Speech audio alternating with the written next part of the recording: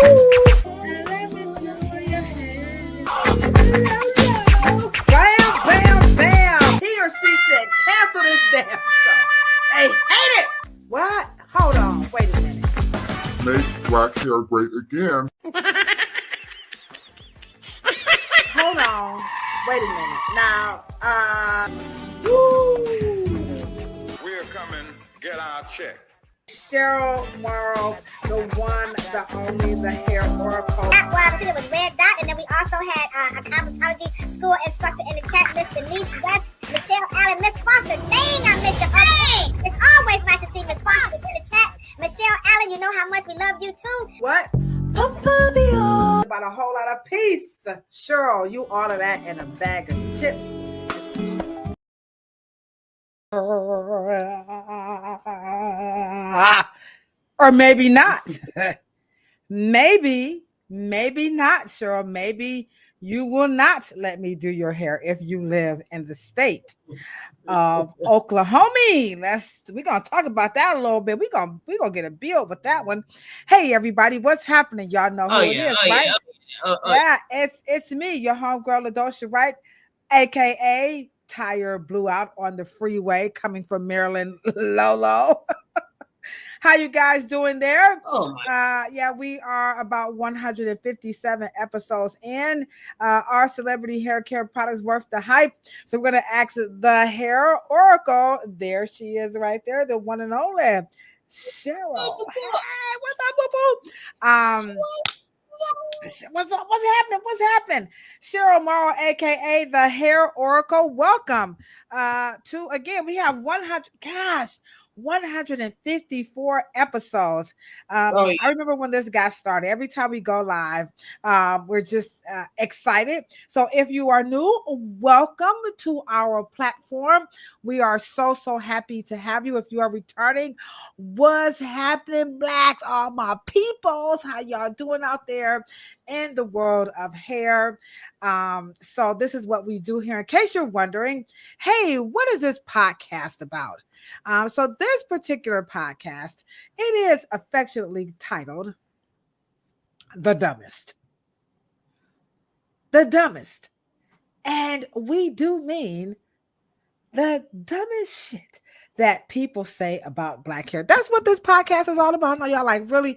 Yeah, I was hoping that maybe we probably get like 6 months and the dumb shit would just stop, but it just keeps getting worse and worse and worse. So as long as they keep saying dumb stuff, I think we're going to always have a podcast. So of course, some of these topics are just going to keep recycling because they just won't let the dumb shit go. So this is Cheryl tonight. This is our main thing here, Locks. I see you over here. What's going on, cool baby? This is actually our main thing, Instagram. This is what we're trying to do. We're trying to stop the dumb shit because it's costing people a lot of money, a lot of time, and a lot of confusion. And we just add hair. We forgot about that, Cheryl. And we just don't think that is really necessary. Do you, Cheryl? So unnecessary. So some people are new. They don't know. They know, like, I don't like who. So I told y'all, a little bit, So Cheryl, give them your take on why you do this podcast called The Dumbest. And we do mean the dumbest shit that people say about Black hair. Why this topic? Why you like this shit? Because I believe, you guys ever seen the Macy's bag? The big spiral? Yeah, it's the brown paper bag. And it says, a well-educated shopper. Oh, let me Google that. Yeah. Okay, keep talking. It says a well-educated shopper.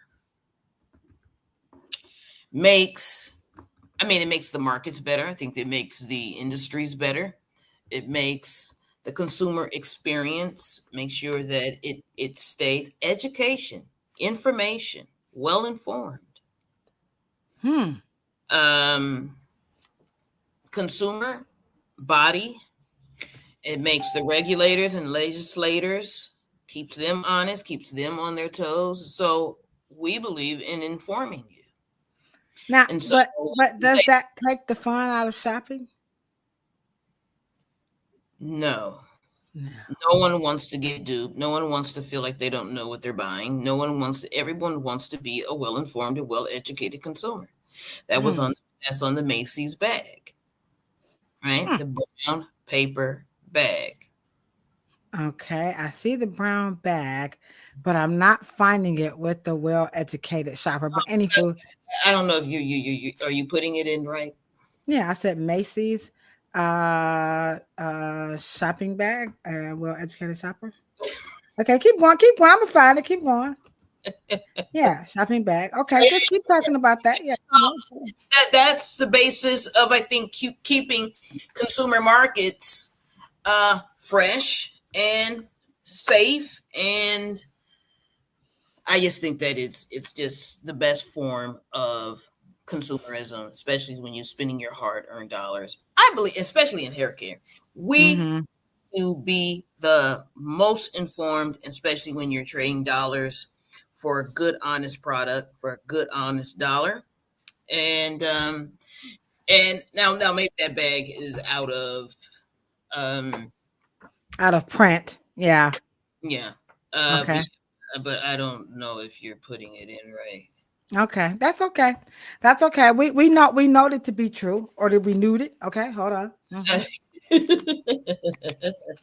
So so a little bit more on the so what is it about hair care that you authentically, want to push to the consumers? I'm going to tell you why I think we should let consumers know, but you let people know, because some people are like, I like this podcast, but somebody said I don't like the dumbest shit, because I think that's kind of condescending. And what are you guys trying to say when you say that? So let's kind of give them some context on why is this important to cosmetologists. Well, you're a cosmetic trichologist and a cosmetologist, and I'm a cosmetologist, and I'm a ghetto cosmetologist. Very proud of it. Why do you think that this is going to help a consumer who loves hair care products? What's so good about them, being educated without, taking out the fun of just bye, Well, bye, bye, bye, bye, it'll bye. save them a lot of money. That's number one. Mm, It will save you lots of money. Also, it will save a lot of consumer esteem. You won't think it's just me. You will make sure, if you're dissatisfied with something, it'll make you will be educated enough to know, okay, well, this is, you will not be buying things or not buying things based on myth, based on misinformation. You'll be saying it's just not for me, right? You'll just mm-hmm, make these real proactive choices that maybe it's good product, it's just not for me. But we won't get into these types of disinformation in terms of someone just selling you something. You'll be able to make an educated consumer choice yeah. based on real professional hair care information, which is scientific, one. Two, based on clinical kind of trials and professional um, influence or reviews or testimony. It's someone who can say, yeah, I tested this on several different types, and I had a kind of neutral kind of review process, and this is good and why this is good. And so you're getting it not from the company. Okay. All right. That's Cheryl's take on why she thinks this topic of the dumbest shit that people say about Yeah. black hair. Yeah. Okay. Okay. I like that, because I'm just going to ditto that. I just want to add just one thing to that. It's just the misinformation that gets passed down, Yep. to the children. And it just goes from, it's time to end the dis and the misinformation about, how difficult, because it's not difficult. And we need to stop saying that. We need to stop, having consumers think that something is wrong with the Yeah. hair. And I think, because that just, I know like money may not be an issue for a lot of people. Like I don't care how much it costs. If that's what I want to do for my hair, I get that. But if it's got a lot of dis and misinformation that's going along with it, and you're passing it down, to your children, your niece, your nephews, or you're extracting, from your grandma, and now you're trying to turn your grandma, from her what she knows, then I just think that it's time for somebody to speak out about that and to actually offer consumers a serious, fun, and easy and practical resolve. So Yeah. this is my passion here. And I'm sure the people on Instagram, I see you, Cool Baby, Hair Locks, Rashida's helping us out, making sure we're looking good. I see you, Kelly. So I see everybody on Instagram, and I hope you guys, of course, right here on YouTube, and of course, LinkedIn and Facebook, you guys are kind of feeling where we're coming from. It's really consumer advocacy.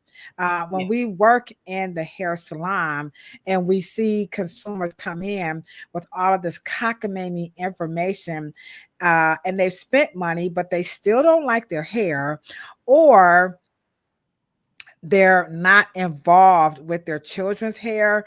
Now that really concerns me, because turning your child over to a cosmetologist at an early age, when you, because that's bonding time, that type of stuff, that just really, it concerns me. One, as a mother and now a grandmother, and then as a cosmetologist, it's not very practical to kind of look at your cosmetologist or your barber or your natural hairstylist like you would an au pair or a nanny. Yeah, not quite the same. That's not, our role. And so Theo has something to say too about why he thinks this platform is definitely needed. I see you, Selena. And of course, Lawana, you ain't cooked my bologna sandwich. So what's up, LB? I see you. Theo says, understanding active. That's very interesting. He chose the word active ingredients prior to usage. So, okay. I just saw this one. Okay. I like this. This is what Cheryl and I was just saying. The lack of education goes from generation to generation, and we've got to stop it, because I don't want my granddaughters, and Cheryl don't want her niece's generation. We don't want them doing some of the stuff that's just not working. And I think this morning, if you can kind of let's get a build on this topic about, are celebrity hair care products worth their hype? And also, we're going to talk about that situation in Oklahoma. And you said things that they swore by. And then now the natural hair movement is like, they ain't on that no more. The number one thing we could think of course, is the co-washing, and then I'll put the LOC. Those two was like running neck and neck. So what is it about the co-washing you think that the natural hair movement is like, we're gonna kind of, we're gonna backpedal on that situation. We're gonna backpedal on that co-washing. What happened? Hey guys, what happened to co-washing? Wake up and share with us what the French toast and bologna sandwich happened to co-washing. Go, Cheryl, take it away. I think they actually learned that. I think they've gotten a little more expanded on oils, natural oils versus, and because they want more texture transition, they want to do more things now. They now know that they need more of a cleaner slate. And so the residue of the conditioner kind of limits your additional hairstyle choices.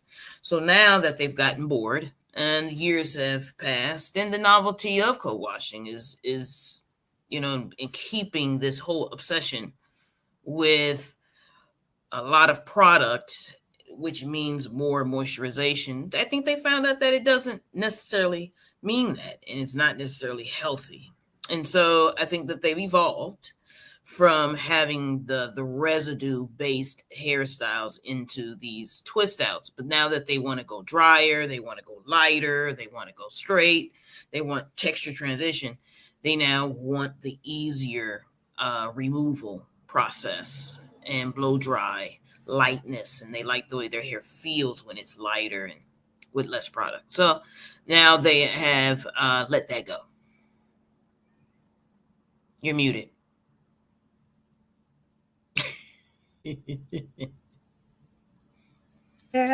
I was a little excited because I saw Chrissy and Leisha Lady. I see y'all over on Instagram. What's happening, fam? I see y'all. I see y'all in the chat. It's so nice to see when our family come through and support us. Chrissy, the tire caught a flat, but I got a little video I want to show them. You know what I'm saying? That Key Lolo was out there, trying to perpetrate, like I was really doing something. It was kind of cool to do that. You know what I'm saying, Cheryl? That's just ain't nothing like perpetrating the fraud. I don't care what nobody say. And that's kind of like what happens in some of this this natural hair movement thing. We get some perpetrate the fraudish kind of stuff going on. And if this video loads up here, I'm going to give a perfect example because this is a nice way of some of just those concerns about that natural hair movement when it comes to these celebrity hair care products that are just, so I got it here. So let me just show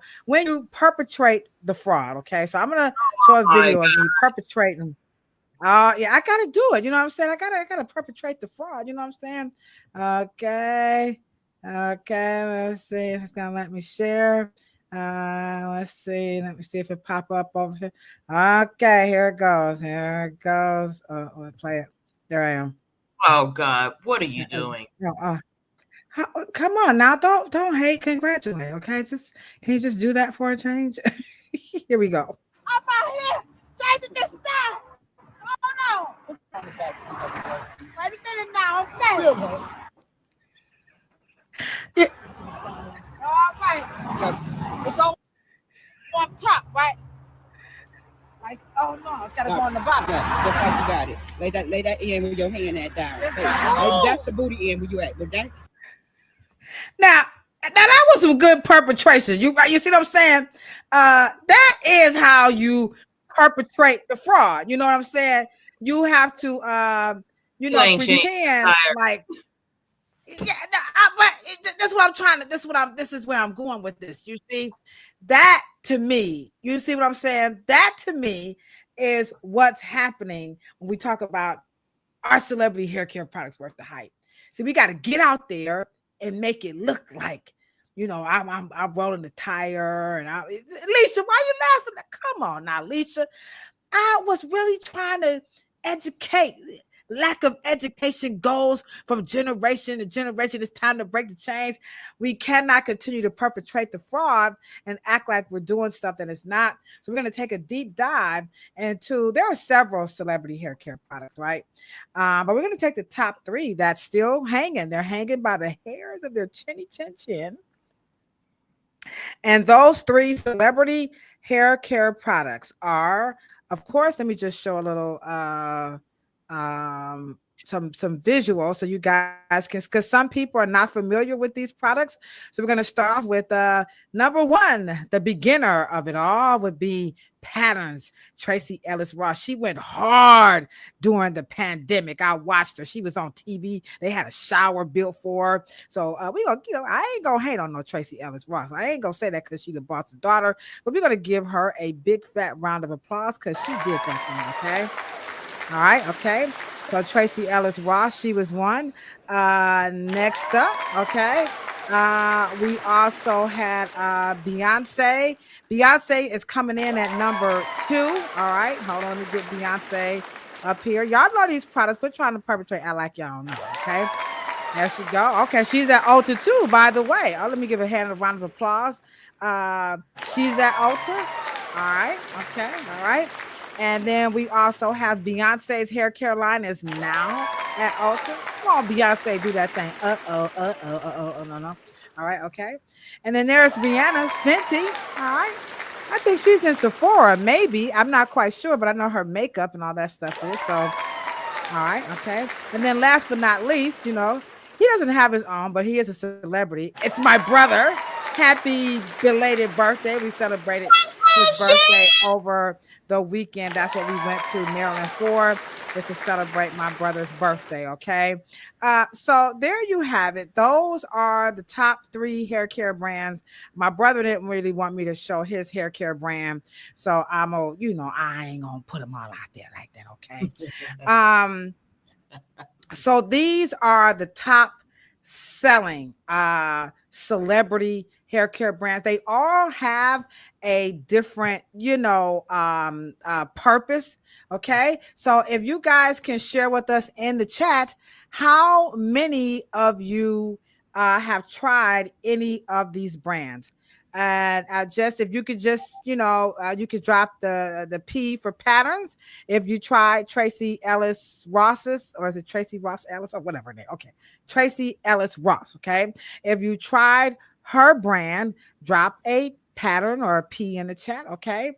If you have tried Beyonce's Cecred, share with us if you tried it. You can also put in there if you liked it. Okay. And then last but not least, if you have tried, and it could be one, maybe not the whole line, maybe you try just the shampoo or the conditioner or whatever, share with us that you have tried these brands. Now, we have a situation is this Tulsa, Oklahoma. So this is going to be a good prelude to this situation here, okay? Yes. Okay, so let me share with you as you guys drop in the chat. Have you tried any of these brands? Okay, and so because what we see here, let me share the screen right quick. Cheryl, she got the emergency phone call. Right, you didn't get a text message. They actually called you up on the phone. And they said Tulsa, Oklahoma is about to be the first state in the United States of the America. Okay, that's North America. To deregulate cosmetology. So it says, should cosmetology be regulated in Oklahoma? This state is almost, they right there. They are at it. And it looks like it just may happen. So now we have the celebrity products. So first of all, give me your thoughts on the deregulation. That looks like it just might happen. Because I want you to draw. I think there's a connection between the celebrity hair care and the dereg. I know y'all like Kilolo. You got too many conspiracy theories. Well, my name is Kilolo, damn it. Okay. And I see some things, and I've seen some things. Okay.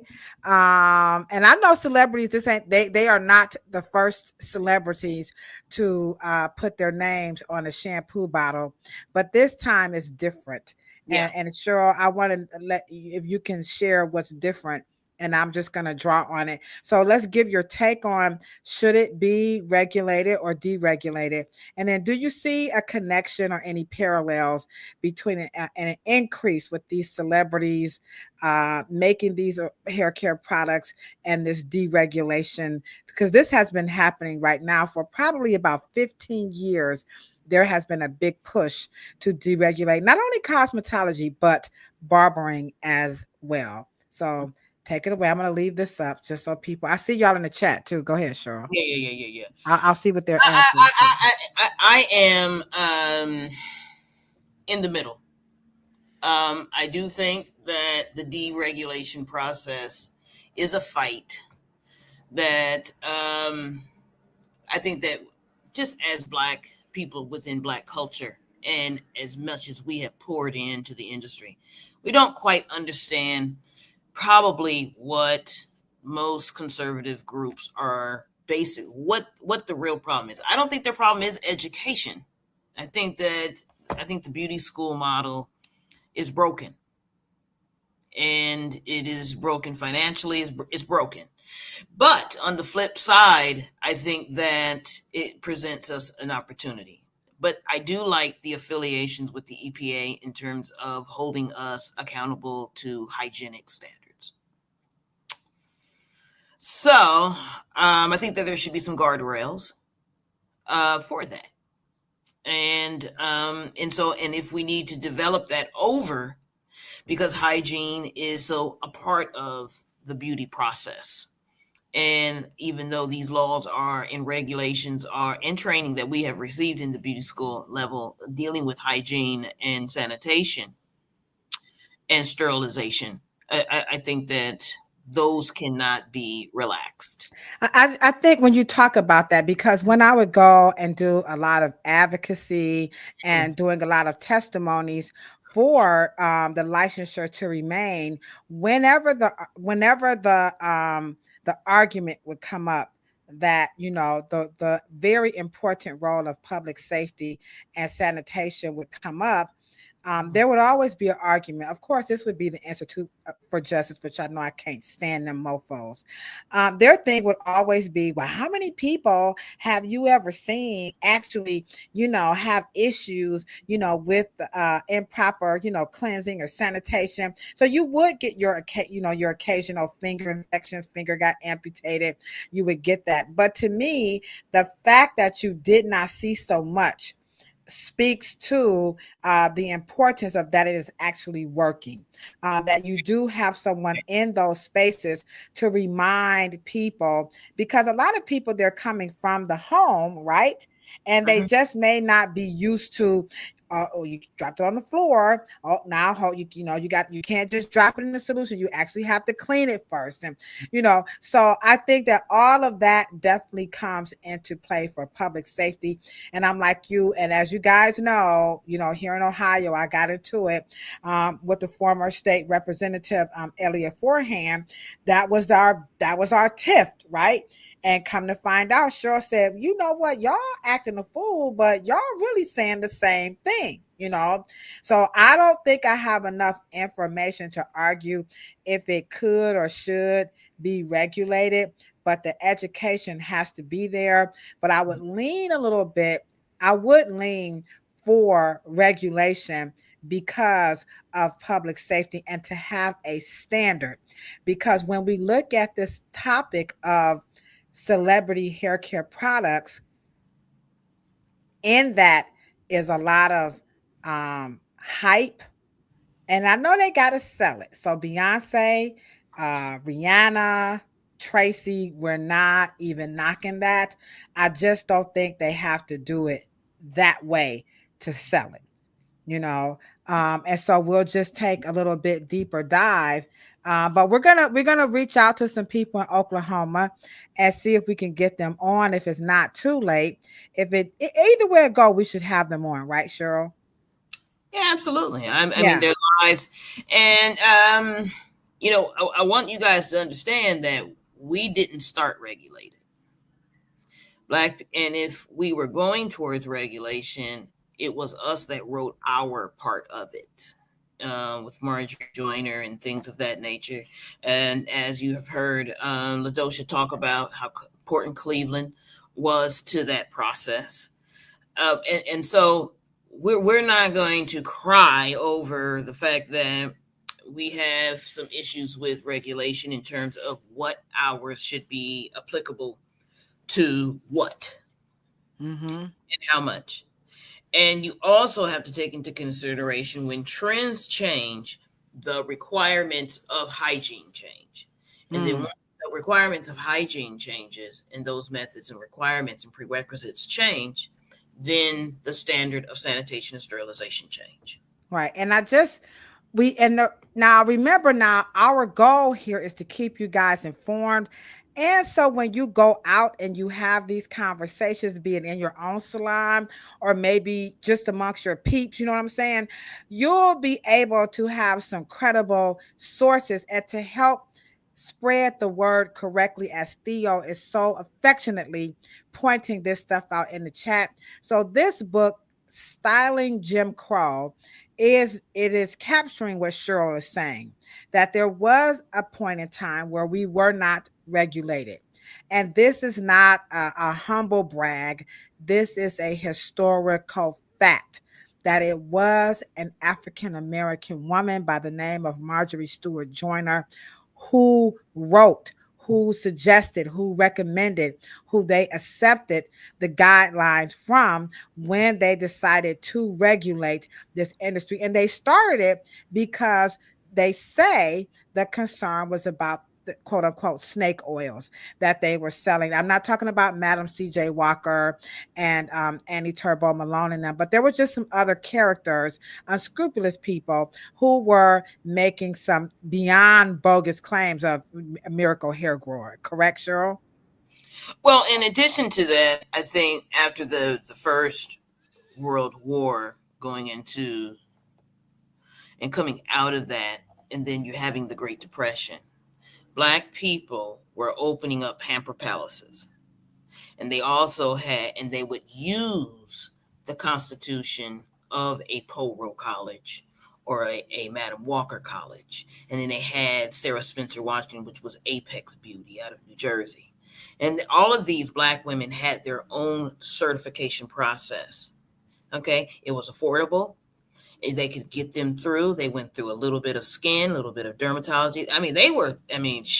It was really advanced, way more advanced than we get in beauty school, and we're still paying $25 to $23 $1,000 for beauty school education, and we were not even the level of those in the 20s, 30s, 40s, and 50s. And so we don't even get electrolysis. We don't get massage. There's a lot of things that we don't get now. But to make your point that, our school programming were certification programs that included sales of products like Wonderful Hair Grower. But I think it was more of a racial economic issue that they did not like how well Black people were not putting those thousands and thousands and thousands and thousands of dollars in Black banks. Right. And I think that more so than the charlatans and the bad information, I think that was more of an economic impact into I would agree. Population. Yeah, I would agree. But they feel the way they felt when they were regulating, they felt 10 times worse than we feel in terms of deregulation. Yeah. They lost all cultural control, all control over what they were taught in terms of practicing cultural beauty culture, as they would call it. All right. So make sure you go out and you get this book, Styling, Jim Crow, and it's by Julia Kirk, Black Wilder. It's just worth to have. Okay. And so it's going to help us shape some context, for this conversation about celebrity hair care products. So it appears on both platforms. We don't have a lot of people here. I see you, F. Paul, Mabel Red. So nice to see you. I am Charles Freeman. Welcome to the Afro Hair Science YouTube channel, the Afro Hair Science Facebook, LinkedIn, and of course, Instagram. We appreciate all of you guys. Also, we would like to thank our co-host in the chat who are help monitoring the comments, and that would be Sandra. And then, of course, Weekend, we see you out here. We helped you out, and I think I put a key by you, Sandra. If not, it should pop up on the next one. So I officially did that. And so let's move a little bit further into it when we talk about the original concern about regulating this was the whole snake oil thing. But Cheryl just gave you a glimpse that money really played a bigger key. And I don't want to be a buzzkill, but since she said it, it is captured in the book. Okay. It is captured. And this author does a very poignant, she's really on it. So this is not a hard read. You don't have to be a scholar to see, what we're talking about here. So let's start off with, we're going to start off with Tracee Ellis Ross. Okay. And what we're going to do is we're going to just draw some of the concerns that we have. Now, we are not anti Tracee Ellis Ross. Okay. I have tried all of them. I have tried a lot except Fenty. I stopped. I just said, I can't do it. I've tried, what's her name? Taraji's. Yeah. I've tried them all. Okay. I've tried them all, but except Fenty. I was like, okay, no more money. But I tried Catherine's, okay? So let's start off with hers. And we're going to, these are all coming from TikTok. And so again, we're not anti Tracee Ellis Ross. We're really talking about the information that's coming out of this, and then so on and stuff. Okay, so here we go. As I say, and I repeat, what happens in the shower or what happens when there's water in your hair and with your conditioner, that's when the good curls start. That's when the clumping starts. That's when the curl activation starts. And from there, you have so many choices. Every once in a while, there's the end of a curl that is not as boingy and perfect as one of those. She has this gorgeous shape in her hair where some of them curl up more than others, but I think it creates a beautiful shelf. I did a lot of squishing of the curls to do this and kind of give them support in doing what we want them to do. And then I rinsed it out with low water pressure, really cold water. I filled it with leave-in conditioner and I squished that in, and I never broke up the curls. I did not run my fingers through. Put a little bit of curl gel on the end. All right.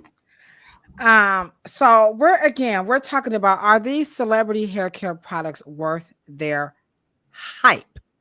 Okay. And so the hype that she's making about the brand is that it's going to work for patterns, different patterns and textures of hair. Now, in my personal and professional opinion, I do feel that Tracee Ellis Ross product is for a certain pattern of hair. And that is just my off the rip. It is not for what she's saying. And I think she should just tell the truth.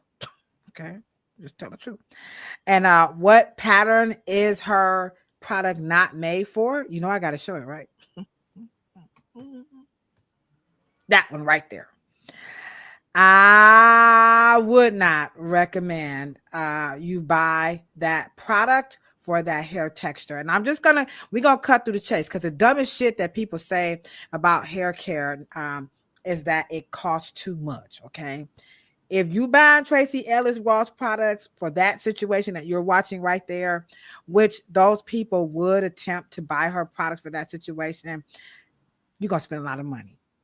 And y'all know I'm a Scorpio and I'm cheap, and you don't have to spend that kind. I'm not gonna say you don't have to spend any money, because that's a lie. But if you want to take a product like Tracee Ellis Ross for that type of situation that we're showing you here, and I'll refer to this video a lot, you're going to have some problems. So that's just my personal take on Tracee Ellis Ross product. Cheryl, did you hear the messaging? Would you like for me to play it again so that you can just kind of get a better feel for because she's teaching people how to use the product, which I think is really good. People do need to know how to actually use it. I just think she's not being forthright and some of the language and the messaging around who that product is really for. So I'm gonna play it again, and you guys give us your feedback. Get involved. Are these products worth their hype? As I say, and I repeat, what happens in the shower or what happens when there's water in your hair and with your conditioner, that's when the good curls start. That's when the clumping starts. That's when the curl activation starts. And from there, you have so many choices. Every once in a while, there's the end of a curl that is not as boingy and perfect as one of those. She has this gorgeous shape in her hair where some of them curl up more than others, but I think it creates a beautiful shelf. I did a lot of squishing of the curls to do this and kind of give them support in doing what we want them to do. And then I rinsed it out with low water pressure, really cold water. I filled it with leave-in conditioner and I squished that in, and I never broke up the curls. I did not run my fingers through. Put a little bit of curl gel on the end.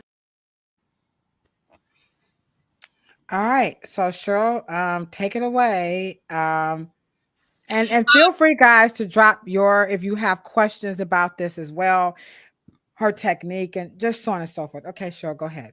I think her relationship with the incubator called Beach House out of Long Beach, California. And I want you guys to remember that the brand you're using did not come from a hairstylist.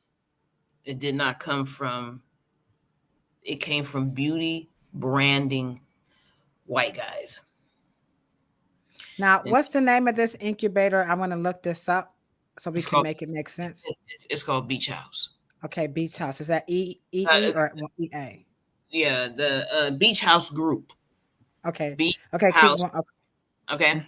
And so these, and I want you guys to also, just in case I forget, celebrity brands, okay, to be a little different than brands like Carol's Daughter.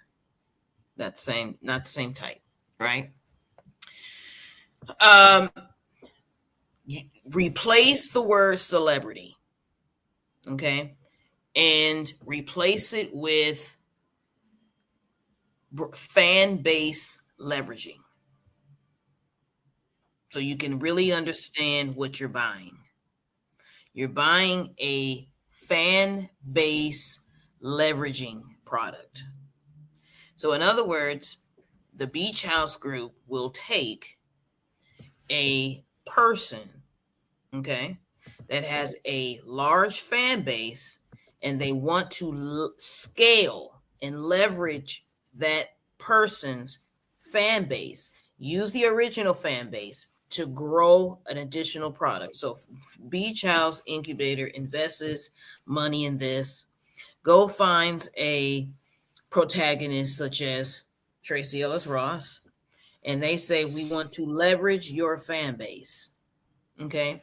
Now, when you think about most of these brands, they're coming out of the height of the actual celebrities' visibility. Remember, leveraging fan base.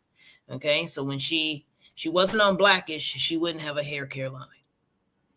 Okay. Really? Remember, You think that? or where was she? Oh, Shaniqua, Taraji, you went. Taraji P. Henson. She came from Empire. Okay. So you're always trying to leverage fan base. Singers usually have album to album, concert to concert, tour to tour. And so their basic fan base, artists usually have a lot more visibility.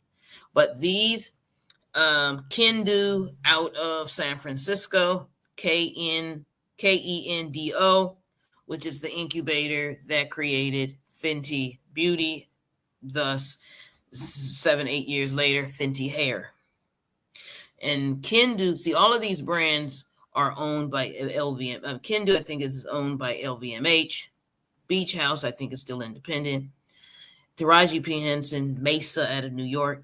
You're not getting the celebrity. You're getting the connection to the celebrity's fan base.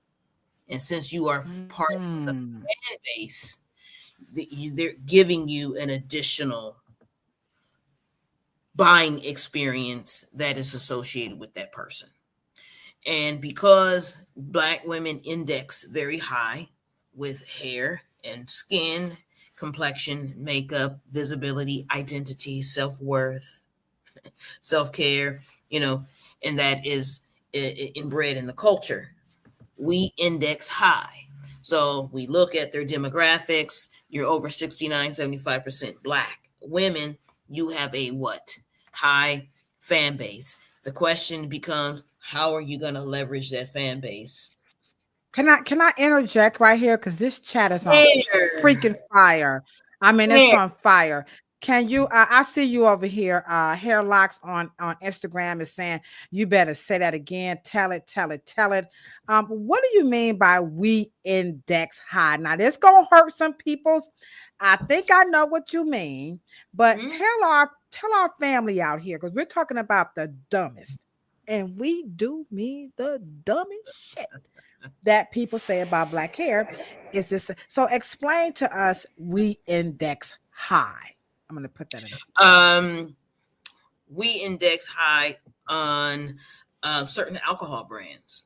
I need you to give us the we, like tell us who the we, the index. I'm getting ready to do it. I'm going into it. Okay, we index high with liquor, but we don't buy a lot of like wine. So we'll index with dark liquors. We won't index high with white liquors.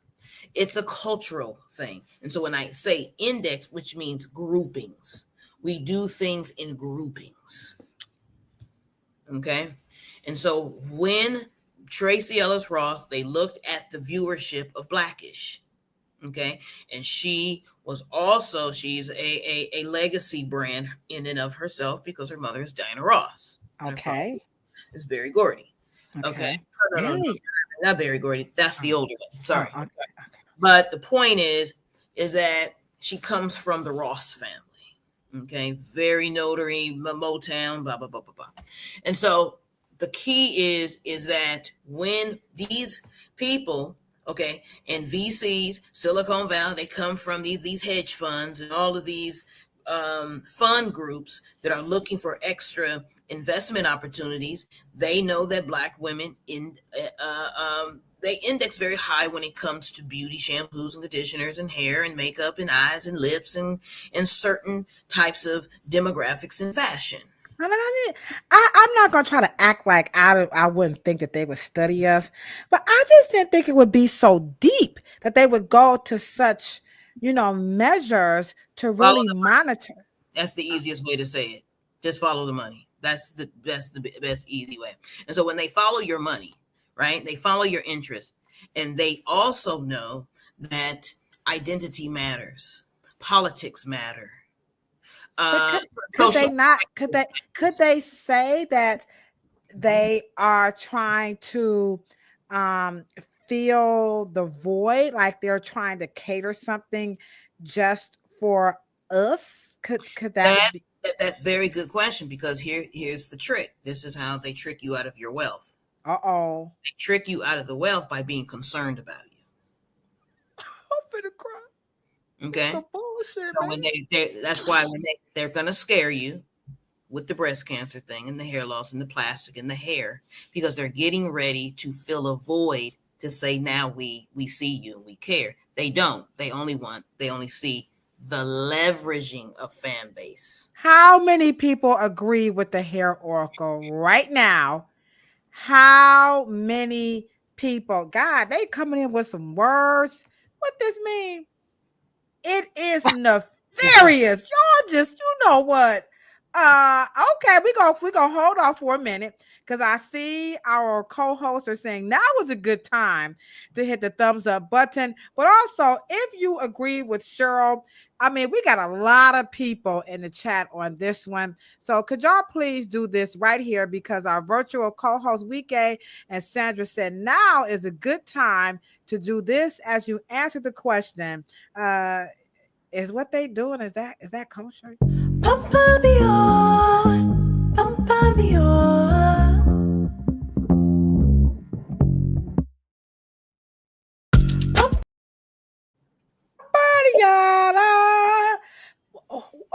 Why do we believe them? I'm sorry, y'all. I'm trying to help us understand the dumbest shit, okay? Why do we believe that their interest in let me just take this down, our high index, that they are, really trying to pay some attention to the needs of the African American women's hair, the issues with their hormones, the endocrine disruptors, the cancer and the hair care, the cancer ingredients? Why do we believe that they now truly care about our hair and our uteruses, our uteri? I don't know. Uterus, uteri. Yeah, no. Yeah. Oh, it's not that I don't think that we're thinking that deep in it. But one of the things that this is how wealth is stolen. Okay, how your property as a collective, how all of your things are stolen. Okay, now you ready? I'm gonna say it once. You got to catch it. Okay. Now it all starts with if I'm trying to control you. Okay, right. And America has always operated from what? Deprivation or oppression. So what that means is that if I know that I'm not basically equal to you, I have to gain some power over you. So once I do that, if I starve you out, and if I deprive enough, if I deny and deny and deny and deny and deny and deny, I don't see you, act like you're not there, I'll do it long enough so when I do pay attention to you, you'll believe anything I say. right? And so the Black women have been ignored in healthcare. So when they finally do say something about you in healthcare, what? Oh my God. Oh, wow, that must be, because it must be true, because they don't pay attention to you ever. So when they finally do say something, it sounds profound, right? Mm. Key here in what we're talking today is that why would white male incubator groups be interested in Black women's hair all of a sudden for the first time in any generation? Because it hasn't happened in any generation but other than natural hair care.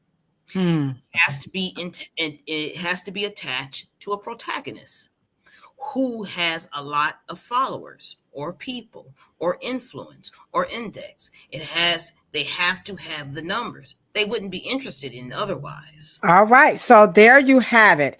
We index high, broken down. Like, remember Queen Latifah, as soon as she attempted to make a sign up with a verb, broken down with a noun. She just broke that shit down for y'all with a noun. In my line. Okay. Next video, we're going to talk about Cecred. Now, I do have a video here on the Afro Hair Science YouTube channel. And again, Beyonce's product, they are available at Ulta, and you can go to her website. We are not anti pattern.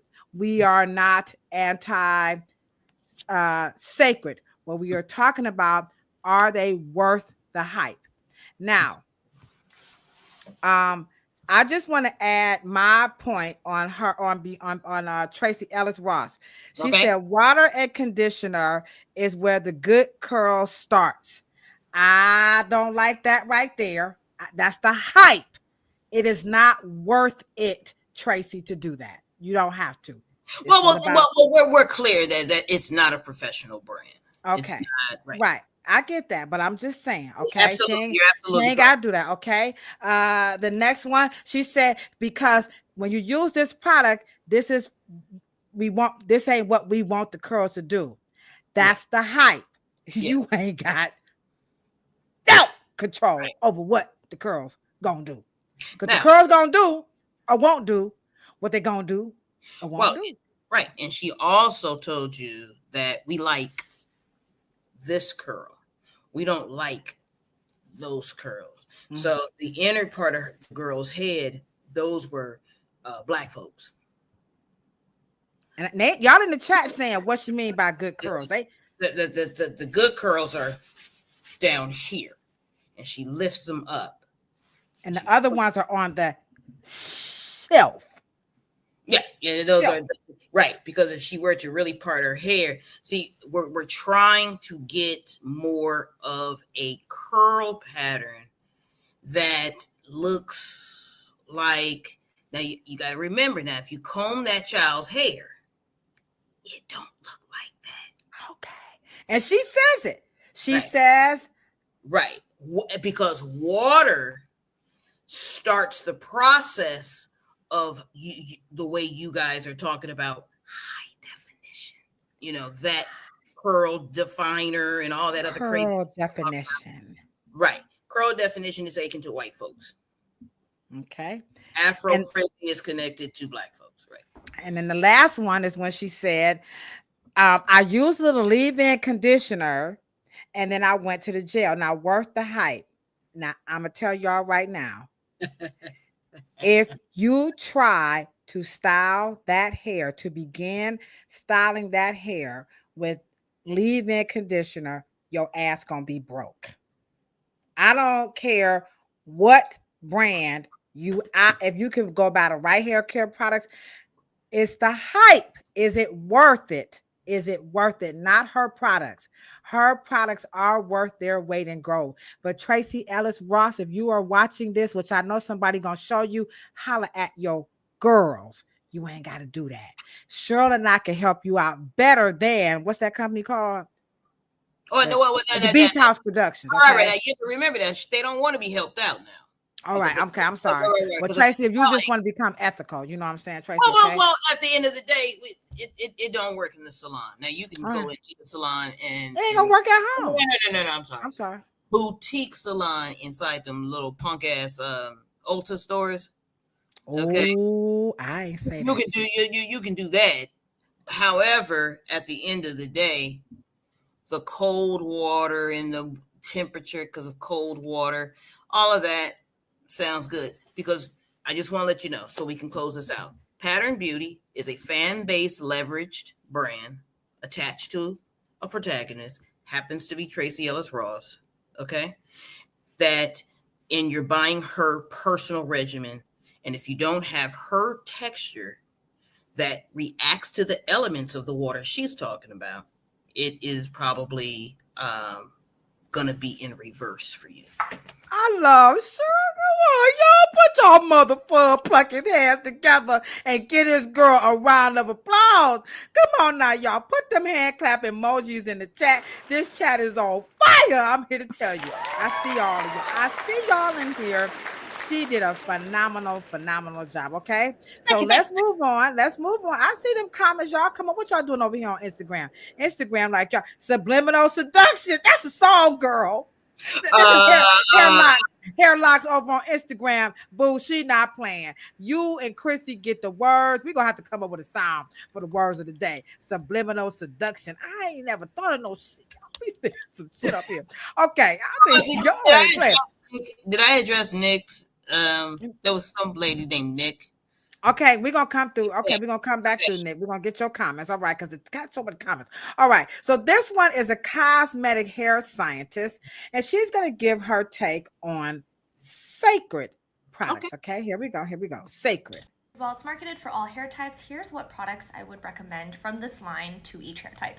And if you're new here, I'm a cosmetic chemist. Let's dive into the ingredients and see what this line is all about. When I took an initial deep dive into the ingredients, I could definitely tell that this line was geared towards type 4 hair, which makes complete sense. Curly hair is more prone to frizz and dryness and brittleness because the oils from our scalp can't really travel down as the curls are. A lot harder to travel down than straight hair. Which is why you'll see throughout this line there are a lot of oils, butters, conditioning agents that will really help people with type 4 or type 3 hair that are more curly instead of people that have straight hair. These heavier oils and butters and conditioning agents might not be as suitable for someone who has straight hair because it might be a little bit too heavy and weighty.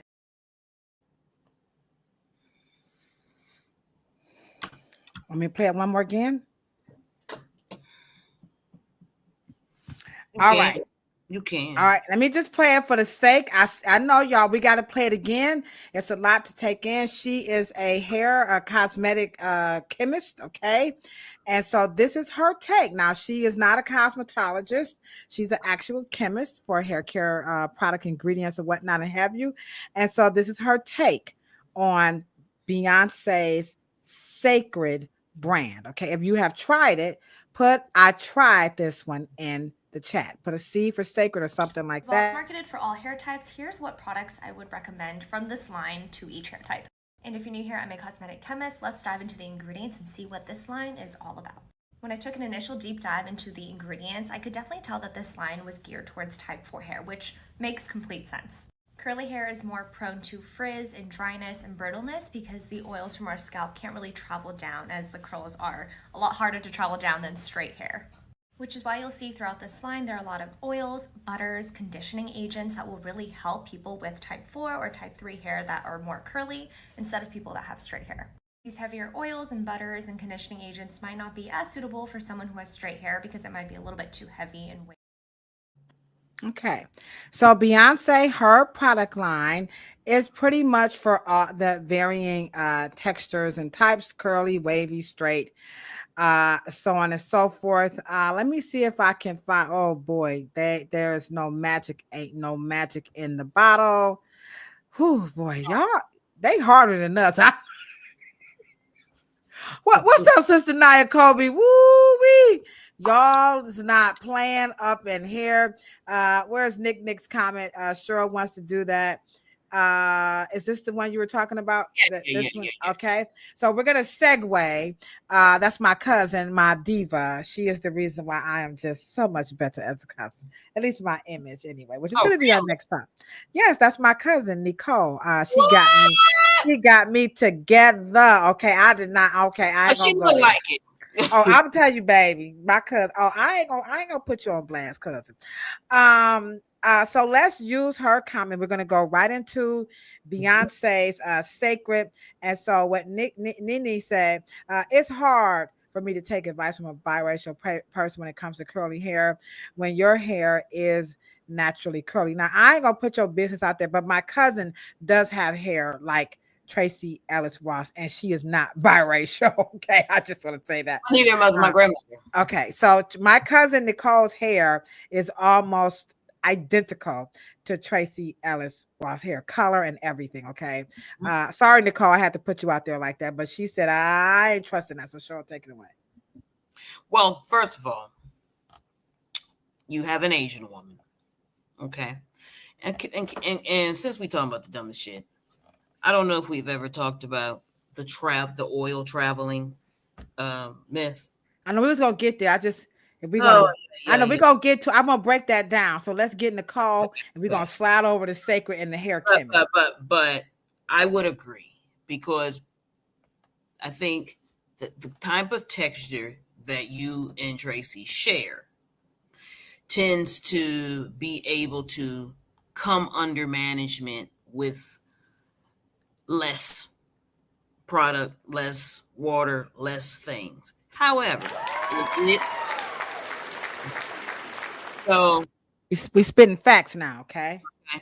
And so when it's not that you shouldn't trust her, it's just the fact that her methods are conducive to a tried and true method, I think, since she was a little girl. And so she now is putting those things together and think they apply to either finer, drier, less drier, thicker. She's not taking in density. She's not taking into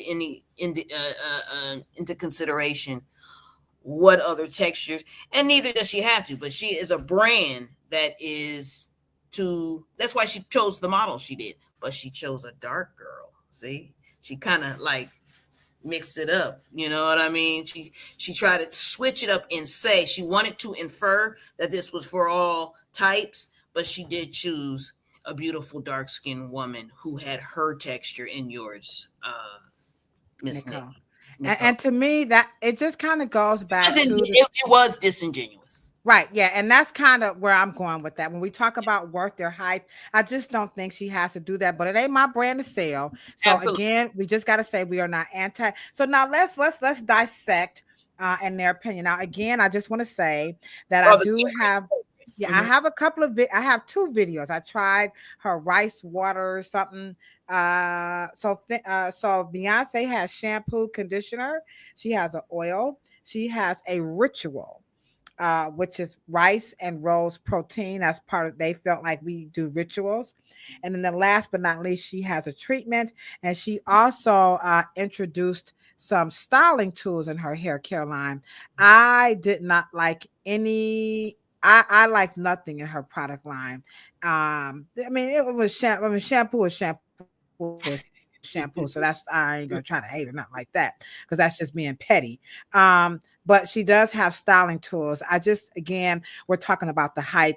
I don't think Beyonce had to do the whole ritual with the rice water and the protein, because when you went to mix that stuff together, she wanted you to buy a spray bottle to shake it up. I'm like, come on now. Anywho. Okay, now, but you gotta sell it. I'm not knocking. Go on, Beyonce. Do your thing. No. We are here to consumer advocate. That's why we're here. Okay. And so, but the Asian woman, with the and we talk about the white coat. The white coat is to get you in a different place in your brain. Okay. Brands are clinical. They're either clinical. They're either fun and sexy, okay? Clinical and smart, fun and sexy, okay? Or they are high end. And so that those three things part of your brain as a consumer. You know what I mean? Juicy Couture is fun. You know, Clinique is serious and clinical. You know what I mean? And then you have, you know, your Coco Chanel. It's just high end. You're worth it kind of sales message. But with the white coat is when she said it's made for thicker textures, which makes sense. She said That type 4. type 4, she says, which makes sense. That was a racial slur. I think that was a Freudian slip. But she doesn't realize that Beyonce, or let's just say Cecred, if you know it has oils and shea and all that, white folks love that shit. Straight hair loves that shit. Just use less. You know what I mean? But to say it's not for that, I just caught that is what in terms of dick. But remember, guys, this is a fan base. And Beyonce, to her credit, and her mother is a professional hairstylist and salon owner for over 45 years. She funded this one through I think Park Entertainment, I think her company. But she did partner with Ulta, and she is available on retail. But it's a fan base leveraging product line. I don't. Okay, can you go? So what stuck out to me, which I still disagree. I still don't like the hair typing. Please stop it. That's the WorthTheir hype. It is not worth it to do that. You don't need to type the hair. Okay, just call it. It is what it is. Stop it. Let it go. It played out with butterfly collars and bell bottles, which they have made a return, but we don't want these to return. What about prone to frizziness?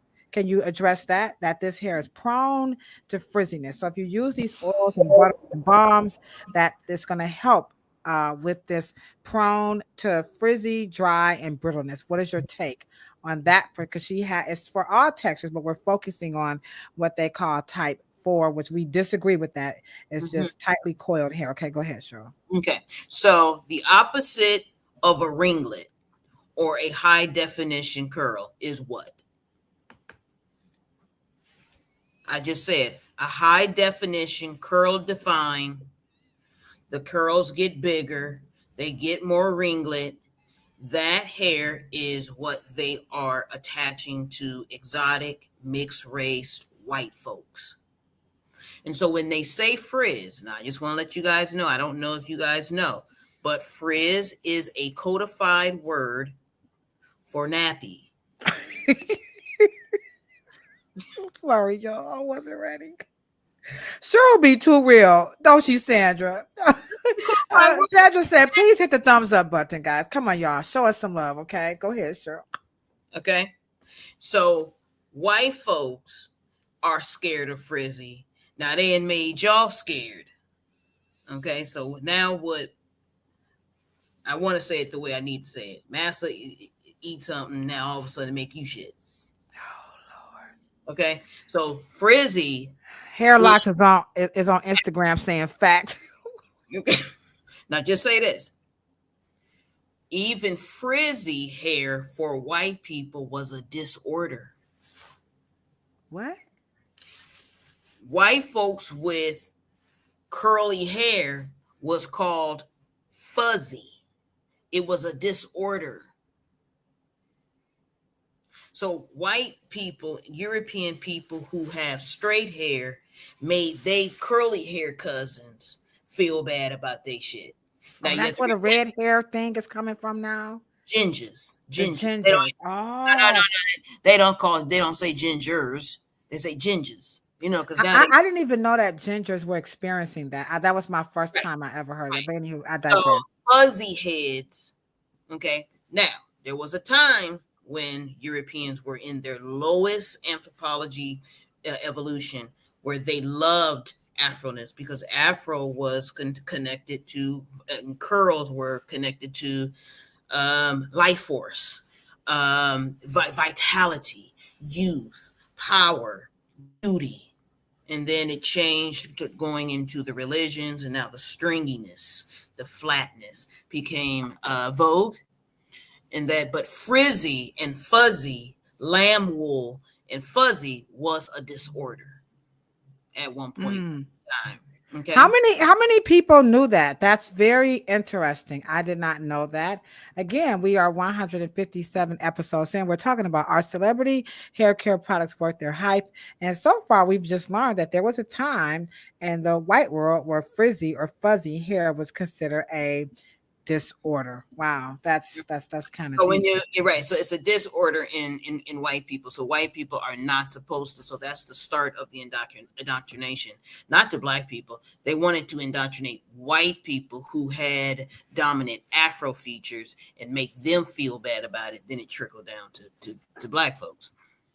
Okay, all But right. frizzy So is so when black people put oils and wonderful good omega-3s and all these MC and coconut oil, that now is identified. So now they're going to profile it. Now they're going to put a type to those oils and say, you got to stop Asians and you got to stop people from saying that kind of shit, because that's texturism. so are you saying that they're trying to say that oils are only for Right. oh, that's dumb. I didn't even pick up on that. I didn't even realize. I think Chrissy is in the chat, and her and over here on Instagram, they you guys are really getting it. Hair locks. She's definitely getting it. That they're using some fancy wordplay here, and that totally went over my head. Wow. Yeah, even though she says it's all texture types. Then I'm a cosmetic, chemist, and I'm going to just let you guys know what's going on in the profile of the ingredients list. It's containing a lot of oils and a lot of fatty lipids, so therefore, this is perfect for the four. But you do have some which makes sense, and you're like, why does it make sense? Makes sense, right? Because there are some straight hair people. Like I know, like when white people come to the hair salon, right, and we're gonna put little. Oh no. My hair is so oily. If you use any oil, it's just going to be so greasy. It's just going to go so flat. And I'm like, well, if I use too much, it will. And they are always amazed that they can use less oil on their hair to because achieve. Right. But nobody ever broke down what their real problem is. Because so we can solve the problem. Their hair, falls under the law of gravity. The more Afro the human being becomes, the more Afro, the more human. The hair gets curlier. So the natural oils are not used the same way, because when the hair gets more curly, it changes the direction and it does not fall under the law of gravity. So when white people's hair grows this way, they say the oils are easier to get to the ends of the hair. Well, you can say that if you want to. It's just that straight hair doesn't have any kind of, and I'm going to use a scientific because I got to go into the scientific, but it just doesn't have any environmental signals. And so the oil and sulfur and then all of the other things that, and the body waste, which is the lipids, right? Or the sebaceous gland material, it's just heavier. But at the end of the day, once you wash it, and if y'all ask, and let me just say this, people who wash their hair every day is gonna be chronically dry. I don't give a shit if they white or not, right? Duh. But every freaking time black people do white people's hair, they like, wow, I you mean I can't? And so at the end of the day, there's that anthropological relationship. Now slide on down about the oil not traveling down. That one just gets me. Well, because our hair goes this way. And so they figure oil don't travel up. Things only travel down. But you have to understand, that's why black people, because the curlier the hair, the self-cleansing it becomes. But that's why black folks have to brush and comb the hair so they could, if that's what they're trying to do. But because Afro hair, hair is already hydrophilic, it doesn't need water. It doesn't need water. And so that's their way of explaining why Black people's hair does not fall to gravity, and it doesn't need all of these extra getting rid of this sulfur and this body oil. Because if white people don't use oil, then what laying down of hair are they talking about? Because they ain't never seen no oil on their goddamn head. They ain't never seen that shit. So what is this oily residue that's coming from their body? What is that about? Because Black people don't know what they're talking about. So Right? they're so in essence, they are just, because they misunderstand the phenomenon of Right. what coiled hair does naturally in their minds. And Black It's folks just right. Black folks ain't corrected them because we right. don't. So we just Right. let them say that dumb shit. Right. Right. And so, and now we have a lot of that conversation here and other videos, where we talk about this. So again, we just have to constantly reiterate that we are not anti any of these product brands. They serve their purpose, and we're not just saying because they have a right to sell. These are not bad products. The conversation tonight is patterns, is Cecred, and we're going to wrap it up with Fenty. Are these products worth their hype? And so far, we hope that you guys are starting to realize it's the message and the hyping that we want you guys to just kind of look out for, because it's going to trick you. And we do have, I think Ornisa is in the chat saying that her daughter wanted to buy it, and she says, "No, sweetheart, now it's not that." And hair locks, she over here like, that's some dumb shit. And that we still believe it. And argan oil, you are correct. Hair locks. If you are a cosmetologist, can you drop that in the chat? And she said she never tried any of them, because we want to let people know about you and who you are. And we appreciate you rocking it out with us here on Instagram. Okay. So let's go. So we got that out the way, right? Okay. So we're doing good. You can buy their products, go to their websites, go to Ulta and get it, but just watch out for the hype. Okay. At the end of the day, shampoo will shampoo, condition will condition, so on and so forth. Can we just address this here? And this comes up a lot, Cheryl. Ornisa, you wash your dog, you wash your car, and you shampoo your hair. So let me just kind of do a little click thing here. I just want to share this right quick, because I hear a lot of cosmetologists will, sorry. Oh, okay. Oh, Jesus. Okay, I'm sorry. We do hear this a lot. Oh, I clicked the wrong one, as usual. That's the story of my life. So we're gonna go over this. You shampoo your hair, you wash the dog, or you wash the furniture. And so I'm just gonna share this right here a little bit. And you can find this in my book, What They Don't Tell You at the Hair Salon. So here was my aha moment, which I tell you guys all the time. When I wrote my book, I cried. I cried a lot, because I just didn't realize how uneducated and unaware. So this is a Indian African entrepreneur. We're talking about back in the day of Napoleon Bonaparte or whatever. And so Sake Dean Mohammed, and we'll drop a link to him in the chat, or you can buy my book. It doesn't matter. And so this is a gentleman who introduced the European aristocracy to the methodology of shampoo. Now, when you look up the etymology of shampoo, it originally meant scalp massage. It's an Indian word, and it was once pronounced campo or champo or champoo. And it just kind of evolved into shampoo as, people started to just kind of change the pronunciation or whatever. So what we see, what happens now, I just had a aha moment when I was doing the research. So remember now, they were not using soap during this time, correct? We're not shaming. We're just saying that was during a time in Europe where soap was just not the thing to do. Okay. So he introduces them to this technique called shampoo or campo, because they were just under so much stress. So he begins this scalp massaging manipulation. There was no cleanser. Once I think it was the Moors, I believe, Cheryl, began to introduce them to soap cleansing. Don't quote me on that. But there was another ethnic group that introduced the cleansing to the Europeans. So they added soap to this shampoo massaging technique.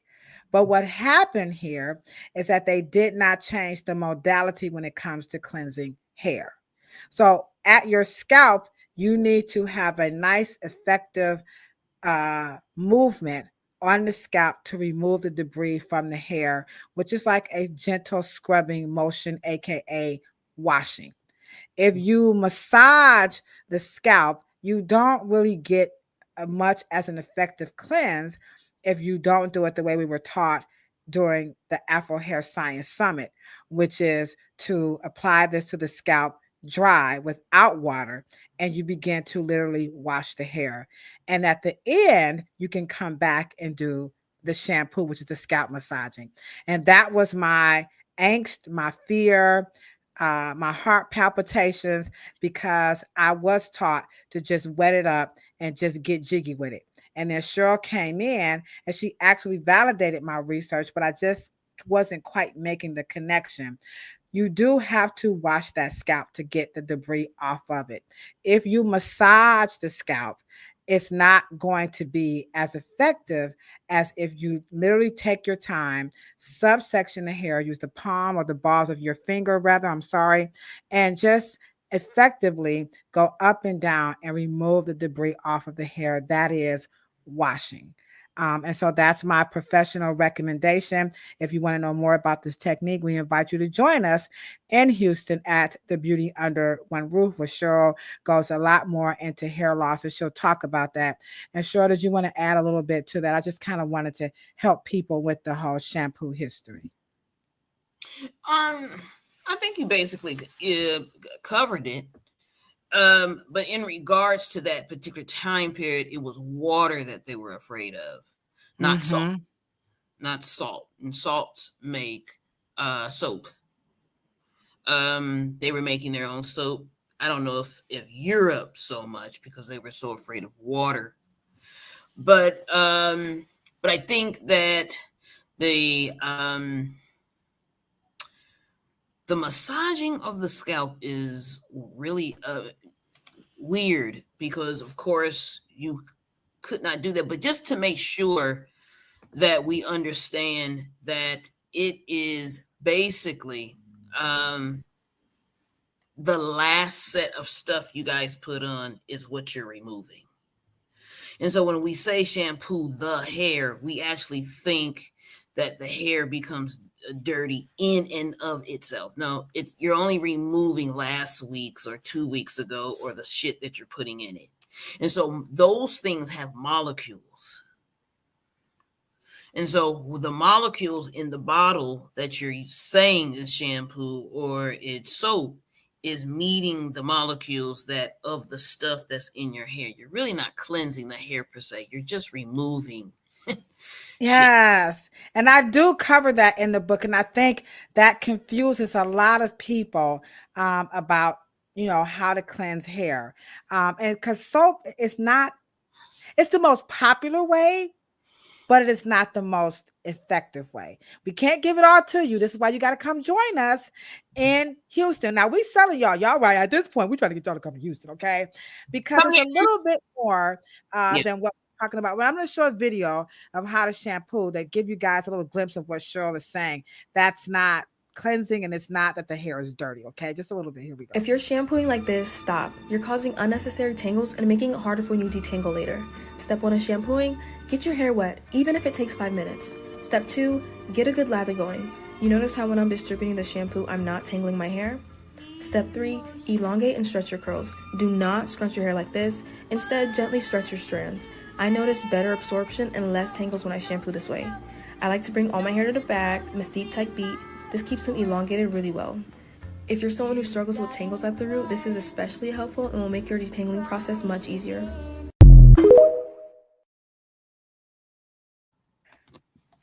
So you got to get to the scalp because the stuff settles And so again, that's a whole nother topic, but I just want you guys to understand, and replay this so you can capture, so you can, just understand the whole cleansing process. Okay.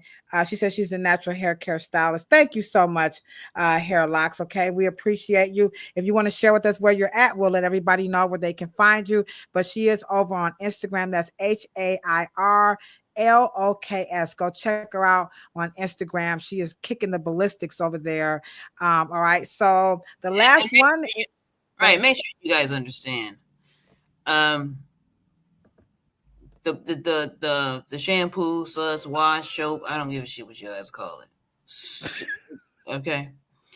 Soap usually comes solid, and shampoo usually comes liquid. But let me just say this. Do you guys realize that the shit gonna sud up regardless if you put water in it or not? Y'all got to stop. They're just foaming agents, guys. They're just trying to. I mean, what I'm saying is, yeah, the water don't make it. You're just diluting the product that you're putting on it. You want the shampoo molecule to grab a hold. You want the micelles in the soap to grab a hold onto the dirt molecule or the dirt molecule, but the molecule, the product molecule on the strand, like a stain. You want the enzymes. You want to break up the enzymes in the stain and the rest. Y'all seen them commercials on how stain work. Y'all see that shit. It's the same thing. You don't want to put water on the stain first. No, tell them. I hope you are. You guys following us? Please drop a yes in the chat. Are you guys following us? And how this stuff works?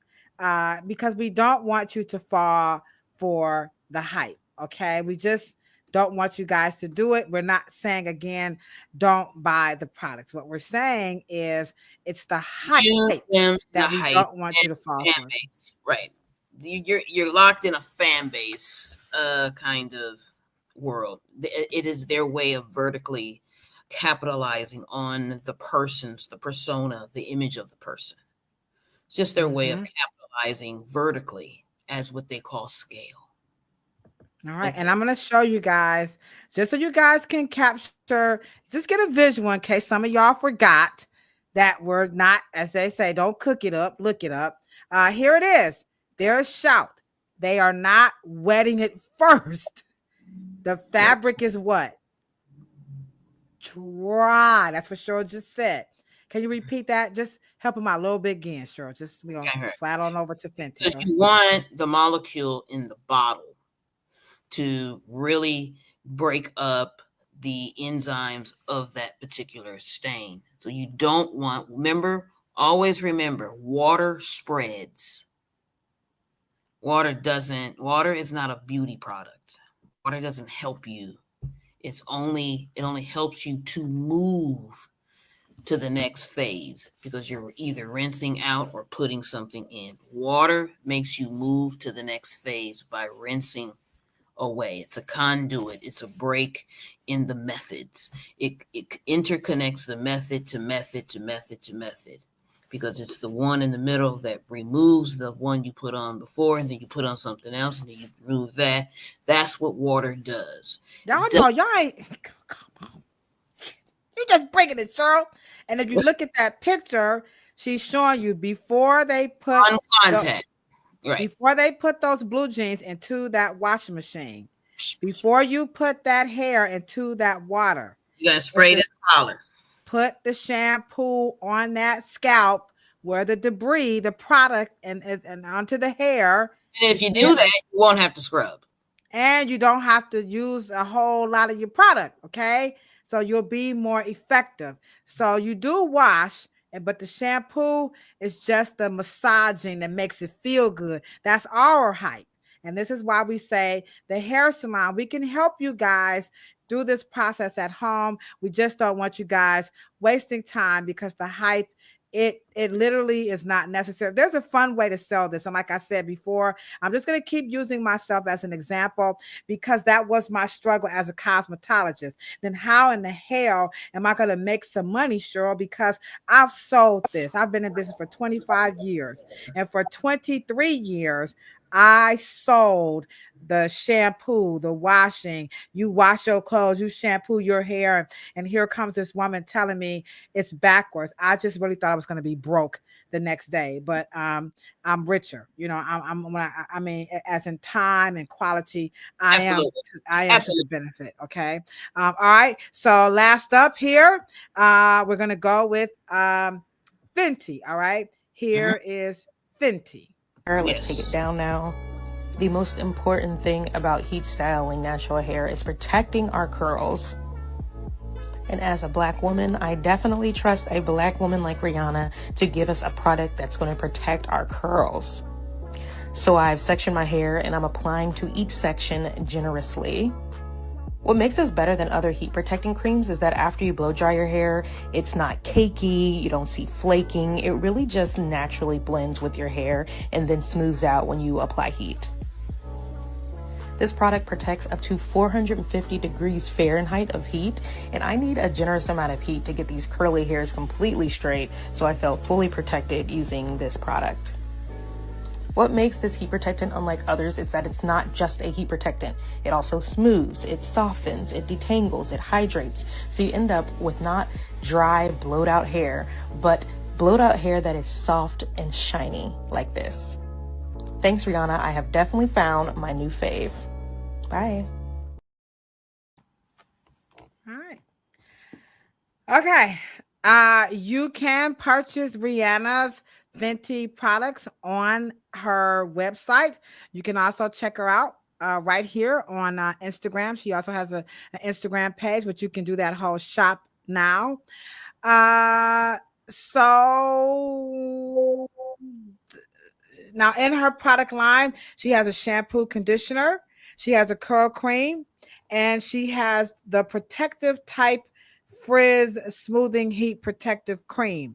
So all of them have something unique that they're offering. So just right quick, patterns is all about texture. Okay, just curl definition. Beyoncé seems to be for texture, and it's also for treatment of like damaged hair. So Beyonce's product is focusing more on damage and protection of this texture. Okay. Fenty's, it seems to be more of restorative, that you're going to restore. Now, this is my perception. I could be wrong. I don't represent them, but this is what I deduced once I looked over, I did an overview of their brand. Tracee Ellis Ross, she has styling tools. Beyoncé, she also has styling tools in her product line. You can get the whole set for about $90. Okay. Rihanna has a Edge Slayer brush. So that's her tool. So they all seem to have some type of a tool that you can purchase to help you with their product line. So Cheryl, let's take it away on her protective type frizz. Now we know her blow drying, she's at home, so she's not a hairstylist. Don't talk about the lady's blow drying technique. She's doing this at home. And Cheryl pointed out that these are not professional brands. So give us your take on the protective type frizz smoothing and heat protectant cream. And so those are categories once again that okay, so let's say we're in the category now. Let's say now we're in the conditioning category. And so now you're looking at the women's buying behavior, right? And you want to get in and create something. And so we believe the little girl. She says, I'm going to need some protection because I'm going to put some heat on that hair. And so she knows she needs a lot of heat because she wants her hair silky and soft and silky. But she literally believes that what she is using is actually strong enough to protect her hair from 450 degrees. She doesn't know that the product is being affected by something that hot.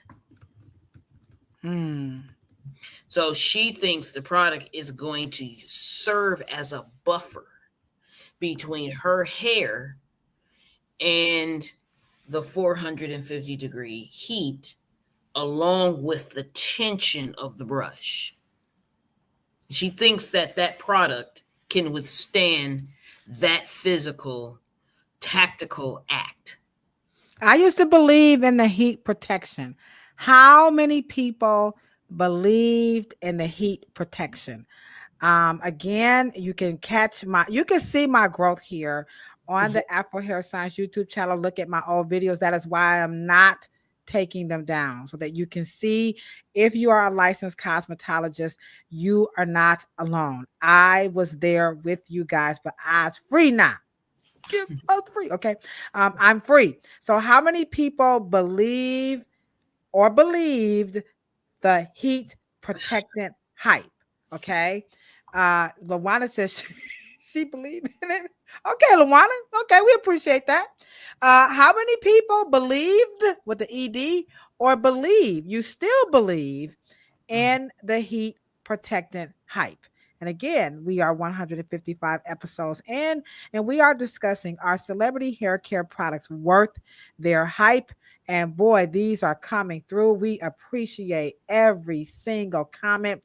We thank you guys so much for supporting us here on the Afro Hair Science YouTube channel. YouTube, I don't know what y'all did to increase our visibility, but we love y'all. So thank you, YouTube.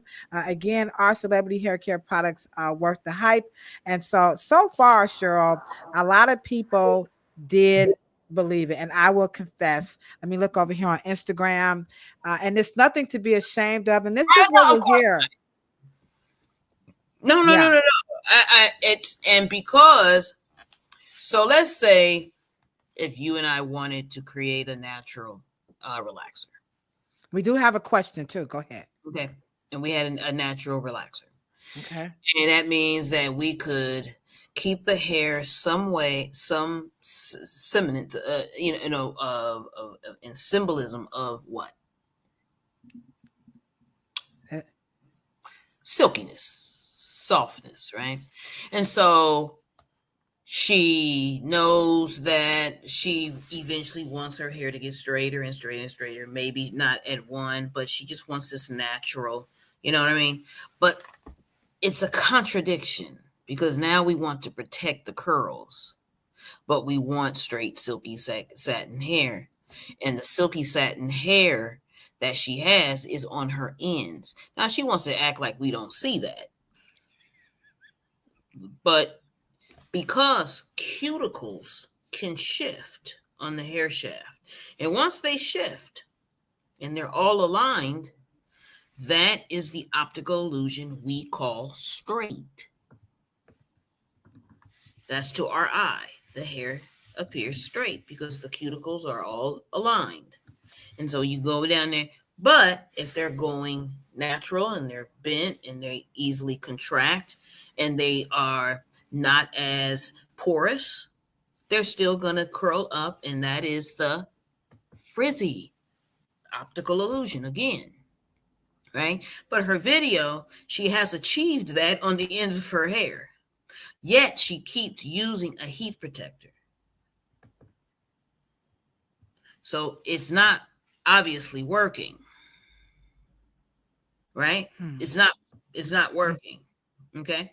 We all know if we wanted to scatter the light and we don't see shine, as in reflection, if we wanted to see the reflection, we would close the blinds and have everything going in the same direction so light can bounce off of it, aka sheen.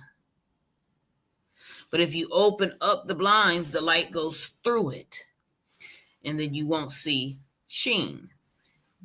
The cuticles open is curliness, afroness, frizziness. And so we say, oh, my hair don't shine. Because it's an optical illusion, right? Straight hair has a closed downward, and anything pointing in the same direction reflects light. It's an optical illusion. We call it, my hair don't shine. We call that shiny hair. But shiny hair is always, here's those psychological warfare, inner dialogue games we play with ourselves. Straight, shiny, gorgeous, silky, fine, soft, good. Not shiny, frizzy, thick, dense, bad. Curly hair. And so it's a psychological going back and forth. And of course, then once the hair gets stretched and those cuticles get a little longer, spaces in between the next ones, like this one at the top in the black and white, you get the stretchy looking. That's when the hair is not going to revert easily because the cuticle is elongated and it does not have a bio trigger anymore.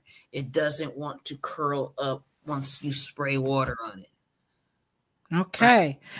Hair Locks is from Arizona, and she is saying you better preach that shit, Cheryl. Because and that was the question. She's saying like what's really protecting hair from heat, all right?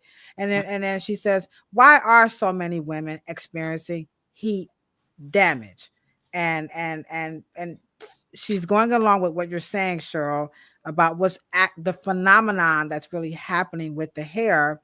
But the words that they're using to get you to buy is this thing called heat damage. Is that correct? Are Hair Locks and I on the same page? Right. So if I'm a hairstylist and I have a customer that comes in that wants a press, and her press lasted 5 days, she would come in and say,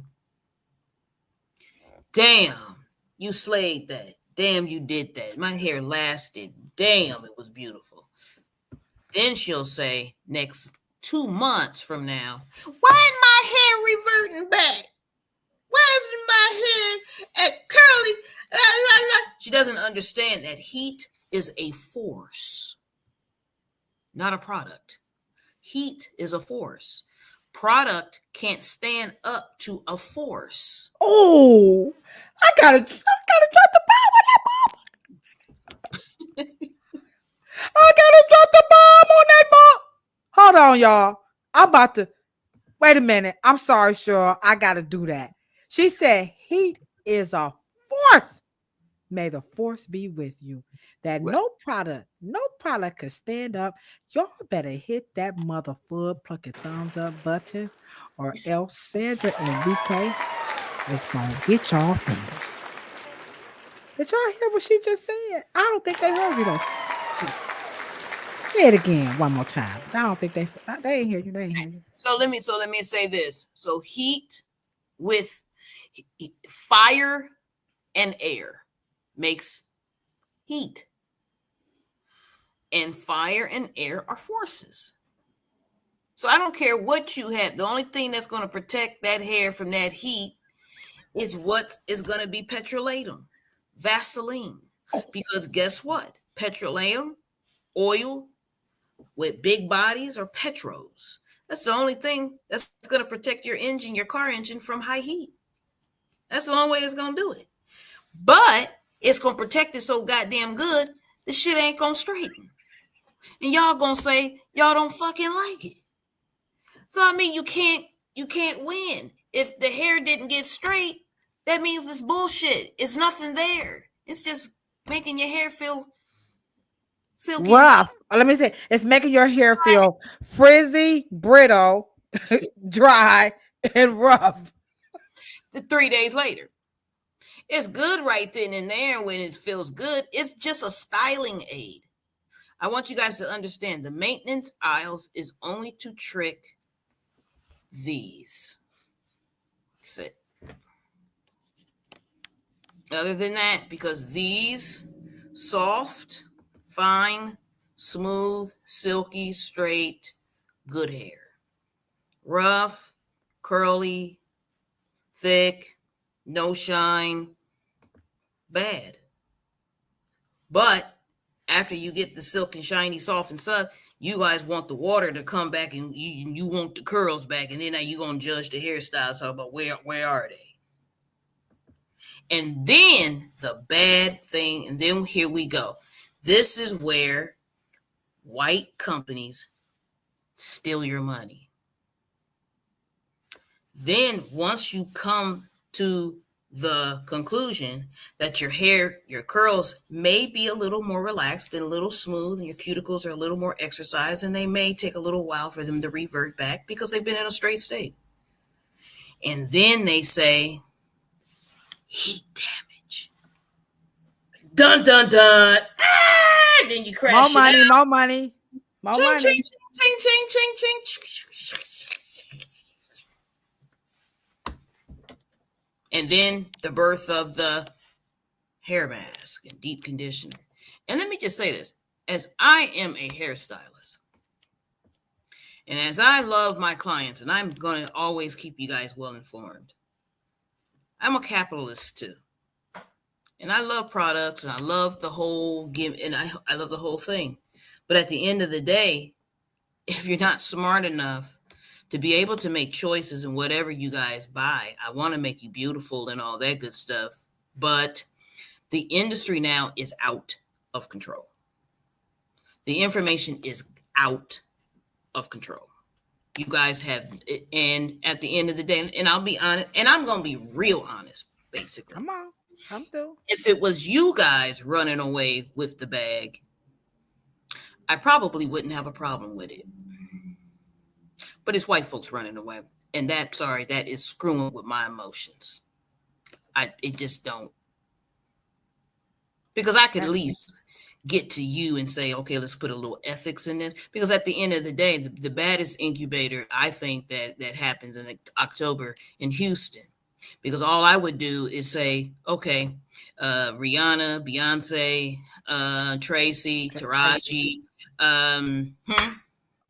Yeah, I was just saying their names, okay? You would say Pattern, Taraji, all you, and Fenty, what's the other girl's name? The dark, beautiful skin one. Gabrielle. Let's just make sure that we have ethics and we have the products do what they say they're going to do.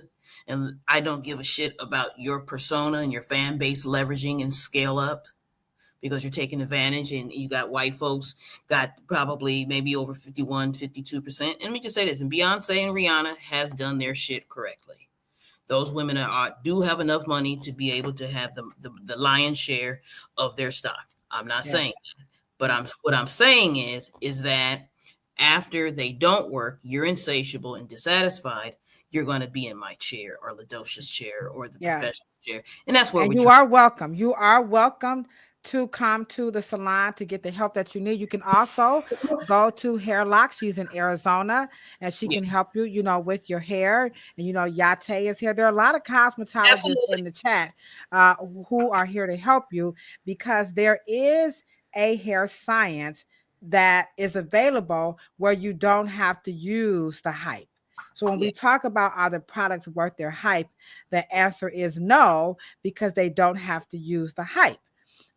If they wanted to use some science to really hype it up, you could. But then the question is always, you know what they're going to say, Cheryl, what gives Black people the right to have this thing called Afro hair science? So why can you give it to them, but L'Oreal, Cecred, Matrix, why can't, Redken, why can't these companies, how is this so? And I will show I got to show him, Naeem Akbar, his speech about that very question. And then I want you to take it away as we wrap it up. The chat is literally just on fire. So let's have Naeem Akbar help us understand why it really is important that African Americans, who, especially Cheryl, who is continuing her father's education and information around curly hair science and moving it to another level of Afro hair science. So let me play the clip to give you a context to this argument or this concern of Black folks coming up with this thing called Afro hair science. Here we go. They couldn't grasp. They didn't understand that. When we began to put together, when Dr. Ben began to suggest to us again, As George G.M. James and many others had already suggested that, in fact, the world's history began in the Nile Valley, and the Nile Valley is in Africa, and it was developed by African people. They weren't ready for that. So what do we have to do?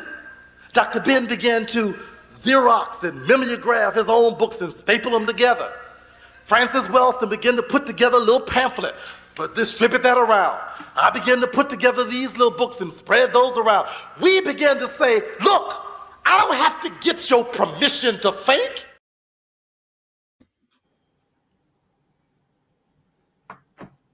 This is our history. This is what we have to do. He says Xerox, mimeograph, staple, pamphlets, and they wrote their own books.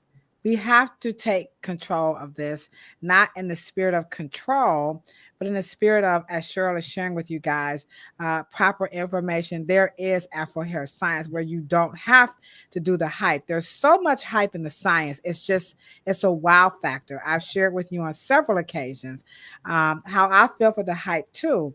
But the dumbest shit that people do say about black hair are some of the things that we keep saying, stop falling for it. And that is typing the hair, the frizz, the prone to this, the hair not traveling, the hair being difficult to manage, the hair being expensive, the hair being time consuming, and that somehow you're going to use these products to make all of this stuff go away. That's hype that you just don't have to fall for. Cheryl, what would you like to add to why it is important for us to promote and encourage Afro hair science when we talk about it reducing some of this, is it worth the hype questioning? Is it worth the hype questioning?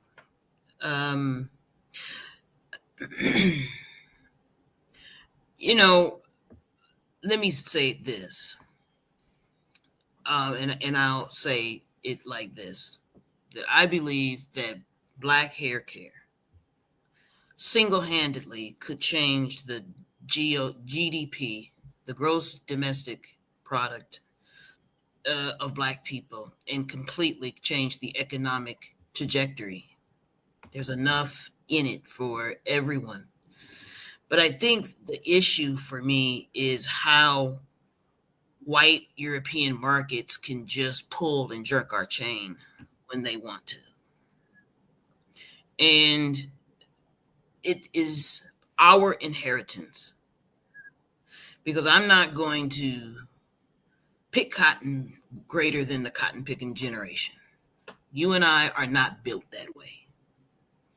We are built to carry something and to make it accumulate and allow the gifts that this wonderful industry has given us to allow us to become smarter and richer. Just like technology made that Dutch family called Elon Musk the richest man in the world after 980 something years later after Mansa Musa. But the point here is that we have to do what exactly what Sankofa is. And I know that everyone's up in arms in Oklahoma, but we've got to pay attention to history. This has happened before. This is not new. And if we need to reestablish, reorganize, regulate, and facilitate, restructure, and rebuild, I think that if we can come together, that can happen. And so I just want to thank everyone for being of a listening ear, and to know that we're not just here trying to bust bubbles and rain on parades, and even probably be negative about good consumer capitalism, the good old-fashioned way. But we are the beholders of legacy. And I'm sorry, we need the first, second, and thirds, and the major lion's share, and whoever gets the sloppy fourth, fifth, and sixth, so be it. but I think that it is cosmically aligned, and I think that it's spiritually aligned, ancestral aligned, tribal aligned, culturally aligned for us to enrich ourselves first, because that innately keeps the industry well-fed, well-structured, and we're the first heirs that should make sure that this happens. And so this is why I'm hanging out with y'all and making sure that you guys have the best information possible. Right, because in the spirit and the true essence of Sankofa, we just have to reiterate again, it is not taboo to go back and retrieve what you have forgotten. It's not. It's there for us. And this is why we are here with you guys every Monday at 6:00 p.m. And also Thursdays for our licensed professionals in the chat. This is why we're here, because we're all here to learn. And Cheryl and I, we are not the only one. I'm over here on Instagram, and I'm giving big ups to Hair Locks. She's again in Arizona, and I asked her to let me know where she's from, because we don't want you guys to think that it is just Cheryl. Now, she's another professional in our industry, and she's saying, eat off our own table. Make sure you go follow her over on Instagram, because there are a lot of people out here who knows that this dumb shit is really hurting the consumers. It's also hurting the industry. Go get that book. We'll just keep putting it up again. If you have not bought the book, I think I'm going to see sure if we can find her. I hope this author is still living. I'm not quite sure if she is or isn't, but I'm going to find her if I can. Again, Styling Jim Crow, so she can give us some context on why she wrote this book. Please go and buy the book, especially if you're a licensed professional. Please go buy this book and sit it on the table for your customers to read. And we will be back next Monday. We'll be back Thursday. Okay. And we are going to conclude our mental health month. We talked about the psychotherapy, right? And we were thinking to have a part 2, but it was consensus. We're going to just keep moving on. And so what we're going to talk about is the total image and how that's going to help with our mental health. Can we just focus on the hair, or should we add nails? Should we add eyebrows? Should we add makeup to help with this actual the mental health issues around how we look in this psycho quote unquote therapy, the mental health around our hair. So we will be back on Thursday. We'll be back here on Monday, continuing our discussion on the dumbest shit that people say about Black hair. And you're right, our population is growing, and we couldn't do it without you guys. So Tammy, we welcome you. Sister Nia Colby, it's always lovely to see you in the chat. Lawana, Sandra, Enrique, we appreciate you with all of our heart. Eleanor, we saw you in there. You was getting it in. I saw you. My cousin Nicole, Chrissy, Live, Work, Clean. Our Canadian babe is rocking it out with us. Theo, we absolutely love having you in the chat. Madam Flair. You know, Kai, we saw you with your sexy ass, and Ernisa, you too. Sexy. You sexy. Here you go, Ernisa. You sexy mother. I see you in there, Ernisa. I saw you with your love. Let me show y'all Ernisa. I love them red Look lips. at her. You little sexy mother. All right, okay. I just said, yo, we got to show some love to our peoples over here on Instagram. We see y'all over there. Locks was rocking it out with us. Hair Locks. It was a lot of people on Instagram. Thank you so much. She locks me. I see you. Hey, 3 Love Boogie. Y'all rocked it out with us. So we're going to be back on Thursday. Y'all continue to share the content, and you know what we say when we are signing out here. Remember, Cheryl said the keyword is we index high. And what's her name over here? Hairlock said it's time for us to eat off the table. We ain't knocking. Y'all go support Beyonce, okay? Y'all continue to support Tracee Ellis Ross. Y'all continue to support Fenty. Go ahead on and support these young ladies. They doing the thing. The only thing we're questioning was each and every last one of their products, all right? Was the salon takeover at Ulta, Cecred is now available at Ulta. Fenty is available right here on Instagram. And of course, her website. Is it worth the hype? And we're saying, nah, it ain't worth the hype, but the product is worth it. So go ahead on. If you like them, go ahead and spend some money with them. And then, of course, we got our products available too now. We ain't going to. Oh, y'all don't know. We got some good stuff too now, but we ain't trying. We gonna do that on Thursday. That's our time, okay? So go ahead on and keep supporting those young ladies. They trying out here. They doing the best they can, and I think that's it. And you know what we say when we're signing out, right? We always talking about a whole lot of peace, a whole. I'm talking about a whole lot of love and a whole lot of hair. But remember, if you ain't got it, don't want it, can't stand it. Some people do have bald patches and bald spots, and they think they ugly. They think it's they put some weave on. Put y'all weaves on. Don't be letting nobody say me out, y'all. We're gonna play them weaves, okay? Because all of it, your locks, everything, all of it is beautiful too. And so are you. We will see you back here on Thursday at 9:00 p.m. Cheryl, you are just such a force. You are a force by yourself. I admire you. I appreciate you, and I honor you every single day. All right. Okay, guys. Thank you so much. Don't forget, like, share, and subscribe. While Weekday and Sandra. Weekday. Thank y'all for the support. Man, y'all got a back. Weekday said, hold up.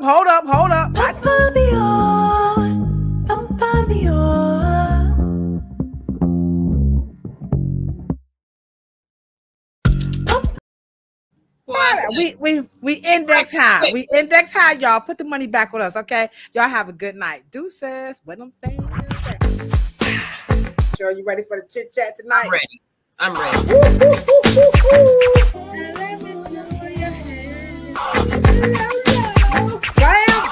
Bam. He or she said, cancel this damn show. They hate it. What? Hold on. Wait a minute. Make black hair great again. Hold on. Wait a minute. Now, We're coming get our check.